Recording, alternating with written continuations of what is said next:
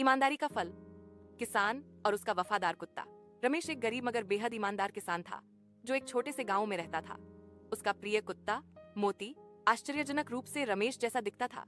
रमेश की सबसे बड़ी पूंजी उसकी मेहनत और सच्चाई थी। एक वर्ष खराब फसल के कारण रमेश ने गांव के जमींदार से 5-0 कर्ज लिया। उसने वादा किया कि वह 1 साल में चुका देगा। समय पर रमेश पैसे लेकर जमींदार के घर जा रहा था। रास्ते में भयानक तूफान आया और नदी में बाढ़ आ गई। रमेश ने किसी तरह अपनी जान बचाई, पर पैसों से भरी पोटली नदी में बह गई। रमेश निराश होकर लौट आया। जब रमेश ने जमींदार को पूरी सच्चाई बताई तो जमींदार ने उसे झूठा समझकर अपमानित किया।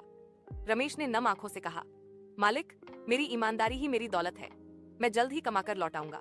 तभी रमेश का वफादार कुत्ता मोती भागा भागा आया।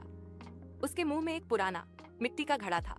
घड़े में ठीक 5-0 के सोने के सिक्के थे। मोती ने वही घड़ा नदी के किनारे से ढूंढ निकाला था। जमींदार मोती की वफादारी और रमेश की सच्चाई देखकर हैरान रह गया। उसने रमेश का कर्ज माफ कर दिया और कहा, तुम्हारी ईमानदारी ही तुम्हारा सबसे बड़ा कर्मों का फल है। रमेश और मोती खुशी खुशी रहने लगे।